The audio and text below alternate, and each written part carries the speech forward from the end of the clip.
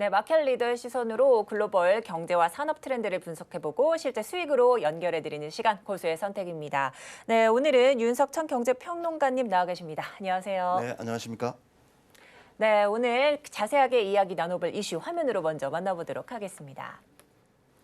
자, 미국 CPI 둔화에도 투심이 냉각을 보였습니다. 연말 미국 리세션 가능성까지 조금 점쳐지고 있는 상황인데요. 관련 이야기 자세하게 나눠보도록 하겠습니다. 자, 평론가님, 이 뉴욕 증시 개장 전 발표된 3월 CPI에 좀 주목을 하면서 장 초반 반짝 좀 환호를 했습니다. 하지만 이어서 발표된 FOMC 회의록에 다시 추심이 조금 악화된 상황인데 먼저 CPI 추이를 조금 살펴주시면서 왜 둔화되고 있다고 생각을 하시는지 의견 좀 궁금합니다. CPI는 예상치에 거의 부합하게 나왔죠. 헤드라인 CPI가 5%가 나왔으니까. 네. 이게 2021년 6월 이래로 그러니까 5%는 처음 보는 거죠. 맞아요. 네. 2월 달에는 6%였으니까 이게 한 굉장히 낮아지는 추세를 보였으니까 네. 시장은 이제 당연히 환호를 했겠죠. 네. 근데 이제 시장이 조금 이따 흔들린 이유는 두 가지가 사실은 있습니다. 이 CPI가 이렇게 5.0%로 낮아진 가장 큰 이유가 에너지 가격 하락 때문에 그랬어요. 네. 근데 최근 이제 오펙이 감산을 하면서 그 국제 유가가 좀 들썩이고 있지 않습니까? 그렇죠. 어제 같은 경우도 한 83달러까지 치솟았으니까. 네네. 그러니까 이 부분이 사실은 다시 올라가게 되면은 이 CPI 자체가 다시 높아질 가능성이 높다. 그다음에 이제 그 에너지랑 식료품 가격 이런 변동성이 큰 거를 전부 다 뺀 네네. 그런 CPI 같은 게 시장 예상치는 5.5%였는데 5.6%가 나왔어요. 네. 그러니까 아직도 인플레이션은 굉장히 끈적끈적하게 남아있다. 아하. 이렇게 시장이 판단을 한 거고요. 네네. 이 인플레이션을 잡으려면은 앞으로도 좀 상당 시간이 걸리겠다는 게 하나가 그렇겠죠. 있고요. 네. 그다음에 이제 3월 FOMC 회의록 자체가 또 발표가 됐습니다. 의사록이 이제 발표가 됐죠. 네네. 근데 거기서 침체라는 단어가 처음으로 언급이 된 거예요. 맞아요. 네. 지금까지 이제 연준의 침체를 갖다가 가능성 자체를 완전히 부인을 했었는데 침체가 완만한 침체의 가능성이 있다. 그렇죠. 그리고 그건 한 2년 정도가 좀 지속될 가능성이 있다. 네. 이제 회복이 있을 것이라고 그렇죠. 하지만 네. 사실은 2년 정도의 침체가 지속될 가능성이 높다라고 이제 그 거기에 뜻이죠. 썼기 네, 때문에 네, 네. 이 시장은 이제 이런 어떤 두 가지 이유 때문에 좀 올라가다가 네. 이제 반락을 하게 된 거죠. 예. 네. 자, 이제 앞서 살펴주신 것처럼 3월 CPI의 장 초반 뉴욕 증시 강세를 조금 보이다가 네. 연준이 정말 경기 침체라는 단어까지 쓰면서 네. 이렇게 의사록을 발표하자 네. 투심이 조금 꺾였습니다. 네네네. 이제 연준이 향후 미국 경기 이제 침체를 두고 어떤 네. 시나리오로 좀 펼칠지도 궁금합니다. 사실 이거는 의사록이 아니라도 충분히 예상이 됐었어요. 연준은 이제 올해 미국의 경제 성장률 같은 경우는 한 6.4%로 예상을 합니다. 네. 근데 이제 애틀란타 연준이 그 추적하는 GDP 나우라는 게 있지 않습니까? 네네. 거기서 1분기 성장률이 2.2%로 추정을 하고 있는 거예요. 네. 그렇다고 하면 1분기 2.2%로 성장을 했으니까 2, 3, 4분기는 0.4%를 내면은 한 분기 내지 두 분기 정도는 마이너스 성장이 불가피하다는 얘기고 그렇죠. 이거는 바로 이제 그 어떤 침체로 접어들어갈 수 있는 어떤 개연성이 높다라고 보는 거고요. 네. 두 번째는 이제 은행 위기가 발생하면서 사실은 신용 경색이 지금 발생하고 있지 않습니까? 네. 은행들이 맞아요. 이제 대출을 꺼리는 현상들이 계속 발생을 하고 있기 때문에 네. 이것들이 궁극적으로 이제 실물 경제에 돈이 안 도는 거니까 어떤 침체 가능성을 높인다 이런 판단을 하는 것으로 보입니다. 네. 네네. 자, 그렇습니다. 자, 이 시장은 연준이 또 한 차례 금리 인상을 한 이후에 금리 인하를 할 것이다라는 기대감이 또 있었기도 했습니다. 근데 연준 위원들 내에서도 이 금리 인상 관련해서 의견이 조금 갈리고 있는 상황인데요. 과연 올해 금리 정책 어떻게 조금 흘러갈지 궁금합니다. 일단은 결론부터 먼저 말씀드리면 5월 달에 한 번 정도는 더 올릴 개연성이 굉장히 높아요. 그렇죠. 연준 위원들 간에도 이제 사실은 갑론을박이 계속 이어지고 있는 거죠.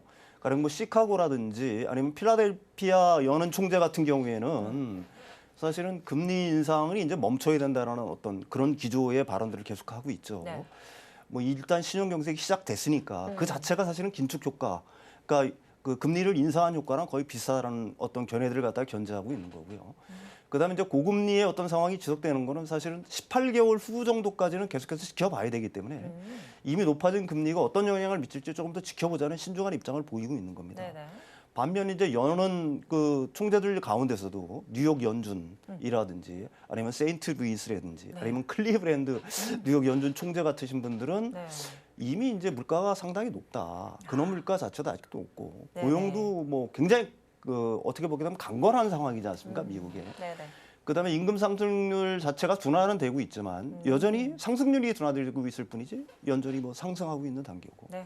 그다음에 소비 지출 같은 경우도 뭐 카드 소비 지출 같은 둔화는 되고 있지만 여전히 조금씩 늘어나고 있는 추세거든요. 그렇죠. 이런 것 때문에 한 번 더 금리를 올려야 된다고 주장을 하는 것 같습니다. 네. 그러니까 연준 내에서도 사실은 이 매파와 비둘기파가 서로 갑론을박을 하고 있는데 맞아요.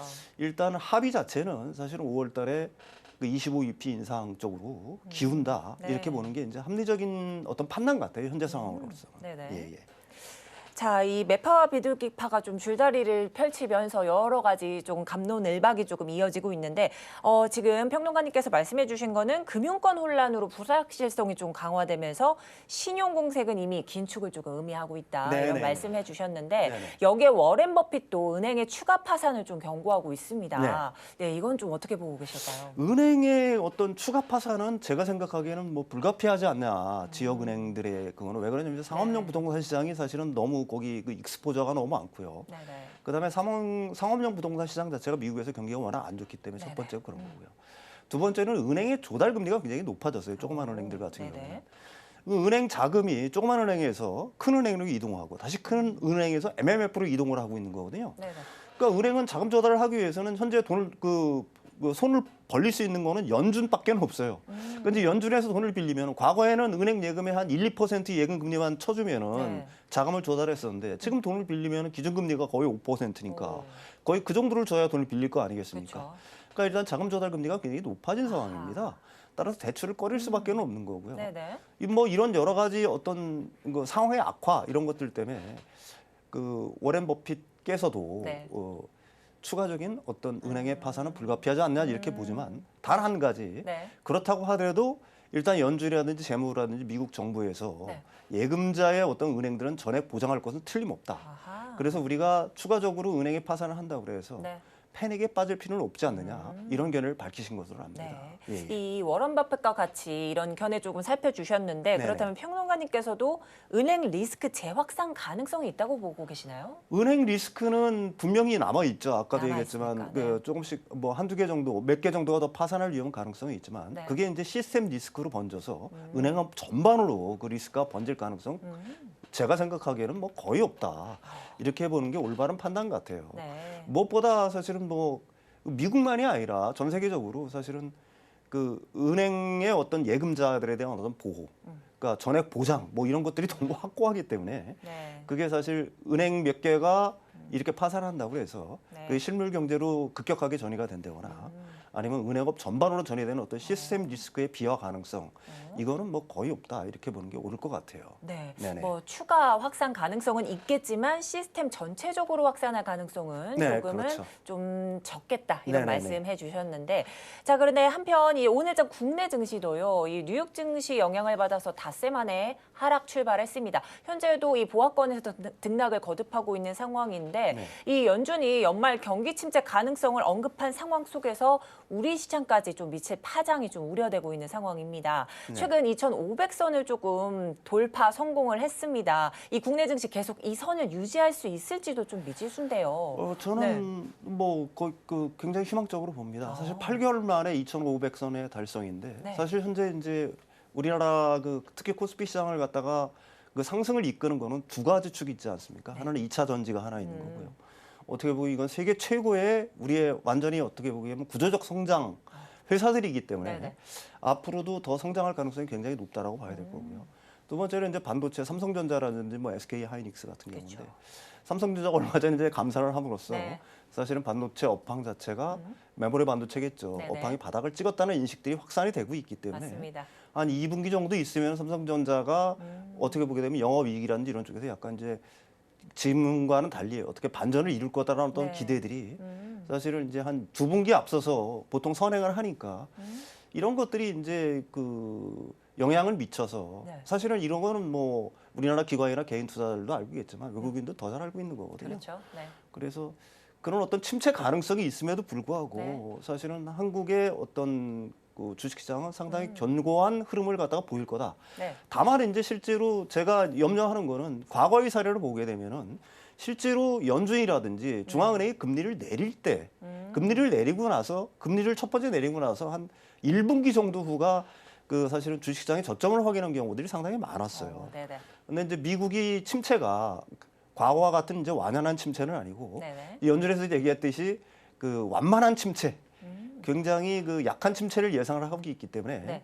그 침체가 그 주식시장에 미치는 영향도 좀 제한적이 아닐까 이렇게 생각을 하고 있습니다. 현재로서는. 네. 네네. 현재 이제 삼성전자 감산 공시가에 따라서 반도체주 업황 반등 조금 기대해 볼 만하다 말씀해 주셨고 또 2차 전지주 상승세 이 전망과 좀 살펴 주셨는데 자, 그렇다면 현재 국내 증시는요. 2차 전지주 최근 과열 현상이 조금 나타났었죠. 네네네. 이 최근 1년 사이에 이 대형주 특정 섹터 쏠림 현상이 좀 심화되고 있는 상황인데요. 네네네. 이 지수별 연초 대비 수익률 현황을 보면 이 대형주에 조금 코스피 코스닥 양시장 모두 쏠린 현상을 이렇게 조금 볼 수가 있겠습니다. 네네. 자, 근데 최근까지 상승을 조금 견인했던 2차 전지 이제 조정 국면에 좀 들어와 있는 네. 듯한데 상대적으로 소외된 섹터들도 좀 많습니다. 네. 그래서 현 시점 좀 관심 있게 볼 만한 섹터가 어디에 좀 초점을 맞춰야 될지도 글쎄요, 궁금해요. 한국의 주식시장에서는 그 당분간 주목해야 봐야 될 섹터 같은 경우에는 사실은 그럼에도 불구하고 2차 전지하고 반도체주라고 저는 생각을 합니다. 네. 2차 전지주 같은 경우는 호재가 너무 많은 거고요. 또 거기에 실적이 뒷받침되고 있지 않습니까?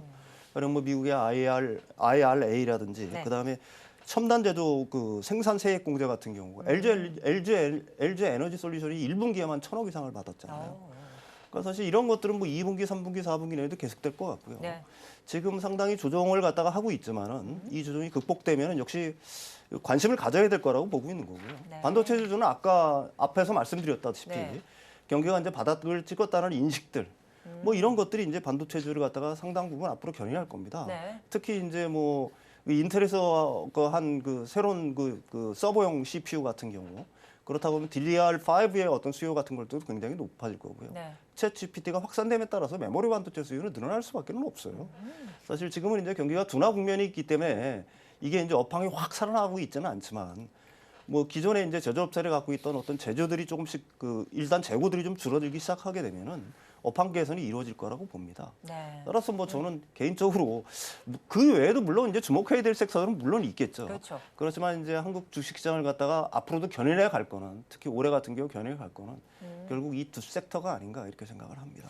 네, 그렇습니다. 자, 현재 이제 2차 전지 관련주도 상승 랠리를 좀 타다가 조정세로 좀 들어왔습니다. 하지만 오늘 또 장 에코프로가 좀 롤러코스터 등락을 보이고 있습니다. 뭐 네. 상승을 했다, 하락 전환을 했다가 빨간불, 파란불, 온탕, 냉탕을 막 오가고 있는데 네네네. 오늘 장 이런 롤러코스터 장세를 어떻게 조금 해석을 해야 될까요? 그동안 뭐 차익 실현하신 분들이 굉장히 있겠죠. 이게 가령 네. 뭐 몇 배씩 오른 부분들이 굉장히 많이 있으니까 네네. 당연히 그 시점이 됐다라고 생각을 하고 있는 거고요. 네. 또 일부 이제 그 배터리 관련 주가들 같은 경우에는 사실은 이제 그 투자를 하기 위한 돈이 필요한 경우들이 좀 있어요. 네. 그러니까 뭐 유상 증자가 됐든지 간에 아니면 전환사채를 발행한다든지 뭐 이런 이슈들도 조금 있기 때문에 그런 것들이 이제 합해져서 이제 그 조정을 막고 있지 않냐라고 보는데 네. 뭐 저는 개인적으로 이런 조정 국면이 상당히 깊어질 가능성은 그렇게 크지 않다라고 봅니다. 네. 예. 그렇다면 오늘 롤러코스터 장세가 내일장 아니면 이후에도 계속 이어질지 왜냐하면 보유하고 계신 분들은 참 이게 고민이 많거든요. 이 관련 투자 전략은 좀 어떻게 가져가야 될까요? 아 글쎄요, 저는 뭐 그 개인적으로 제가 뭐그 신이 아닌 이상 뭐 네. 주가를 예상한다는 거 예측한다는 건 굉장히 어려운 힘들죠. 거고요. 네네. 가령 뭐 내 포트에 있다라고 한다면 이렇게 조정 국면에서는 그 생각보다 깊은 조정 어떤 폭이 나타났다 그러면 조금 더 담을 것 같아요 포트에. 네, 그리고 기다릴 것 같습니다. 오히려는 저가 매수 관점으로 예, 좀 접근하는 게 그런 식으로 어떨까? 그런 식으로 저는 접근할 것 같아요. 그럼 조정 국면이 좀 깊지 않은 상황 속에서는 신규 접근은 조금 보류해야 될까요? 저는 뭐 이쪽에 그 2차 전지주들 같은 경우에 그것도 이제 굉장히 2차 전지도 뭐 굉장히 여러 가지가 있으니까요. 그중에 맞아요. 좋은 주식들은 장기적으로 이렇게 포트에 담아서 가져가는 게 이렇게 주식이 뭐 이렇게 오르고 내림에 따라서 네네. 일희일비할 게 아니라 그게 오히려 바람직한 어떤 투자 태도가 아닌가 이렇게 아. 생각을 합니다. 네, 맞습니다. 네네. 자, 현재 조정을 조금 받고 있는 2차 전지주 때문에 좀 고민 많으신 분들 아니면 다른 섹터 조금 찾고 싶으신 분들 계시는데 다음 타자로 뭐 바이오주다, 자동차주다 이런 말들이 좀 많습니다. 평론가님께서는 다음 후발주자는 또 어디라고 보실까요? 글쎄요, 우리나라에서 저는 이제 주식 투자를 할 때 개인 투자자들한테 권하는 거는 구조적으로 판을 바꿀 만한 성장주가 무엇이냐에 주목을 해야 된다고 생각을 하고 네. 있거든요. 특히 우리나라가 이제 세계 최고의 강점을 갖고 있는 분야들이 과연 어딜까? 현재 상황에서 네네. 그런 부분을 갖다가 굉장히 주목해서 봐야 된다라고 저는 생각을 해요. 그렇다고 하게 되면은 아까도 말씀드렸듯이 몇 개 섹터로 그 길이 좁혀질 거라고 저는 생각을 합니다. 네네. 그게 뭐 가령 뭐 어떤 호재라든지 아니면 뭐 어떤 단발성 호재에 의해서 네. 어떤 특정 섹터의 주식들이 올라갈 가능성은 있지만 그게 구조적으로 가령 뭐 세계 최고가 될 수 있는 그 섹터냐 네네. 이런 부분들은 개인들이 충분히 생각하셔야 될 거라고 봅니다. 이게 단타가 아니라 뭐 좀 장기적인 안목으로 투자를 하시는 분들이라고 한다면 네. 역시 그렇게 장기적으로 우리나라가 구조적으로 성장할 수 있는 분야들 그것도 또 세계 최고의 어떤 분야가 될 수 있는 것들 네. 그런 회사들은 또 어디가 있느냐 그런 회사들이 지금 있잖아요. 나타나고 있으니까 그렇죠. 지금 막 판이 바뀌는 상황인 거고 맞습니다. 그렇다라고 한다면은 그거는 충분히 우리가 내 포트에 넣고 네. 오랫동안 지켜보면서 그 회사가 같이 성장할 수 있다라고 생각을 해요. 좋아요, 구독.